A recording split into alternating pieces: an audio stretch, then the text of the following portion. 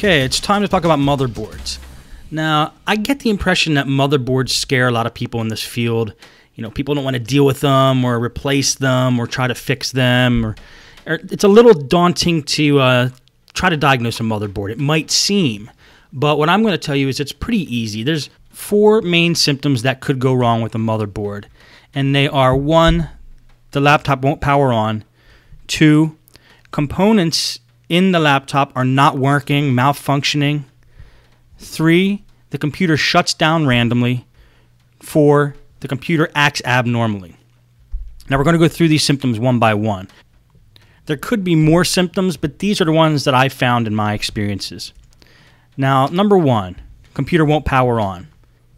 You got a laptop that doesn't power on. How can you tell if the motherboard is bad?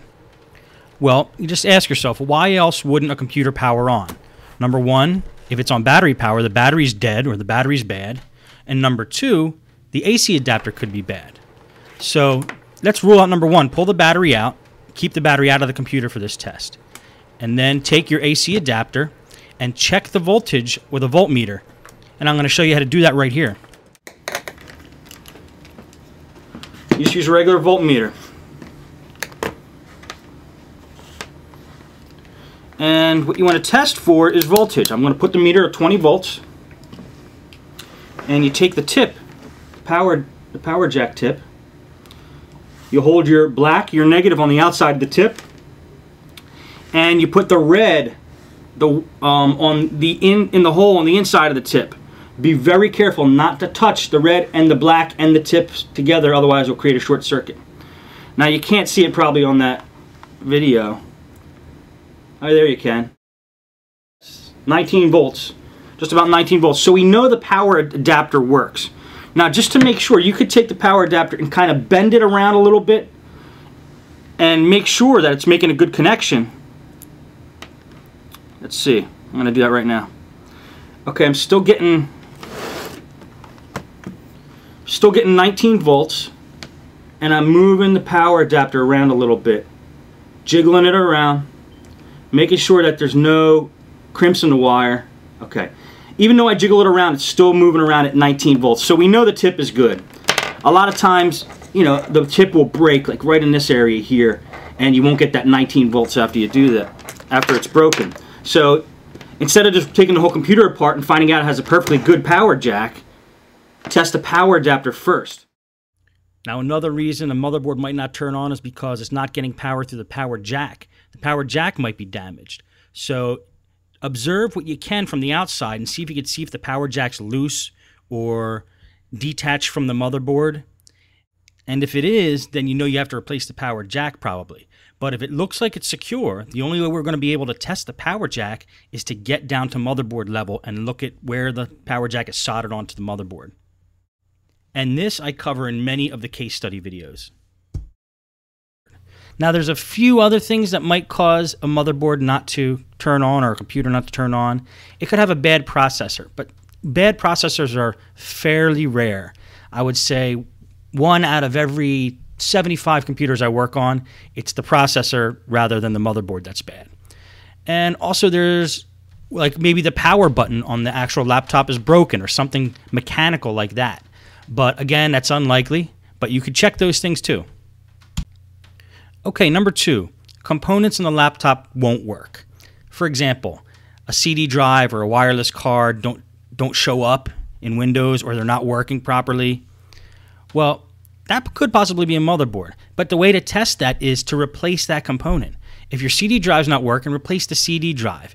If it's still not working, maybe the CD drive controller on the motherboard is bad. I've had that happen on a couple Toshiba laptops I worked on. I bought a brand new CD drive, put them in, it's still not working, still wasn't recognized by the BIOS, and it was a bad motherboard. Now, HP also had a problem with their wireless cards, but it wasn't the wireless cards that were bad, it was the actual controller on the motherboard that controls the card that was bad. I think it was positioned next to a chip that got real hot, like the graphics chip or something like that on the motherboard.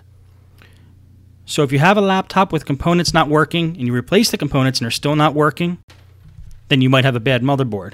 Now, how do you rule out if Windows isn't causing this problem or the operating system's not causing a problem? Well, test it with a different operating system. This is always a good test of a motherboard using like a Linux distribution like Knoppix, or using the Ultimate Boot CD for Windows. These are both bootable CDs, and it's essentially testing the hardware of the laptop because you're running it on a different operating system. Last thing to try if components aren't working and you suspect it's your motherboard, flash the BIOS of the motherboard. Maybe the BIOS got corrupted somehow, and since the BIOS is handles the basic functions of a computer, maybe it's not doing its job and causing some abnormal activity in the computer. Okay, number 3, computer shuts down randomly.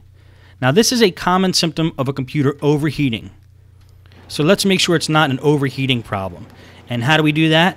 Well, what I do is I take a can of compressed air and I blow it into the laptop in the bottom where the fan is, and also in the heat sink on the side of the computer. If you do this, you might see clouds of dust come out, and that's a good thing. But you want to make sure you get all the chunks out of the laptop before you turn it back on, because those chunks of dust that might still be stuck in there might cause the fan blades to actually stick. I go over this in the case study videos, and several of them. Watch how I do that there, and you can see in action, cleaning out a laptop and getting all the dust out of it. Now, once you get the dust out of a laptop and you're sure that the fan is spinning and the airways are clean, if the computer keeps shutting down after this, you can be pretty certain that it's not the CPU overheating that's causing the problem, but a problem with the motherboard.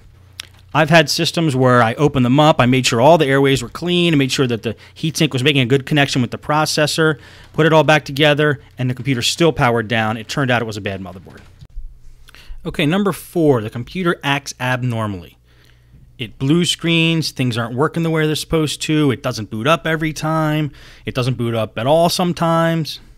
Now first I want to make sure it's not Windows that's causing a problem, so again, we're not going to deal too much with the software side, so do all your Windows fixes and make sure that Windows isn't causing a problem. Or, like I said before, just run Knoppix, which is a great Linux distribution, the Ultimate Boot CD for Windows, which is also great, and then you'll know Windows isn't the thing that's causing the problem. Then, if you're still having problems with the computer acting abnormally, start taking out components one by one. Take the hard drive out. You could do that if you're running it from a live Linux distribution. Take the RAM out. Replace the RAM, maybe with a stick of RAM that you know is good that you have around in the shop.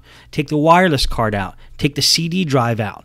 And start taking components out one by one and get the motherboard down to basics like CPU, one stick of RAM, motherboard, and power.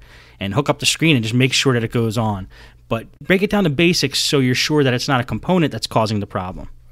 So once you have it all broken down to basics and you're sure Windows isn't causing a problem, then it's probably a bad motherboard. Okay, so it's a bad motherboard. Now you need to buy a motherboard. Where do I buy my motherboards? You guessed it, on eBay. I love buying on eBay because you got a great selection. You can buy from multiple sellers and you usually get the best price. Now, the way to search on eBay for a motherboard is first try to get the model number off of the motherboard itself if you can. If you have access to the motherboard, you already took the computer apart, get the model off the motherboard and do a search for that motherboard.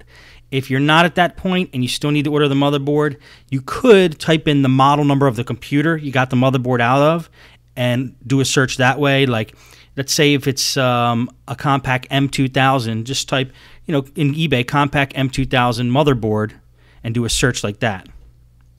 The problem with doing a search like that, though, is, for example, HPs have like a DV6000 model, but there's actually like 100 different submodels in the DV6000 series, and some of them have different motherboards than each other. Like, say there's a DV6310 US or DV6425. So that's when you have a computer like that, it's a little dangerous to search for a motherboard just by model number of the computer alone. I've gotten burned on that many times myself, and so it's best just to pull the motherboard out and look on the motherboard and get the model off the motherboard and do a search to buy one using the model number of the motherboard. Now that leads to the next question. How do you get the motherboard out? Well, that's what all the case study videos show you. A lot of them involve bringing the laptop down the motherboard level when we're doing a repair. But before you watch the case study videos, make sure you watch the video on how to take a laptop apart, get the basics, then watch the case study videos, and then you can attempt it yourself.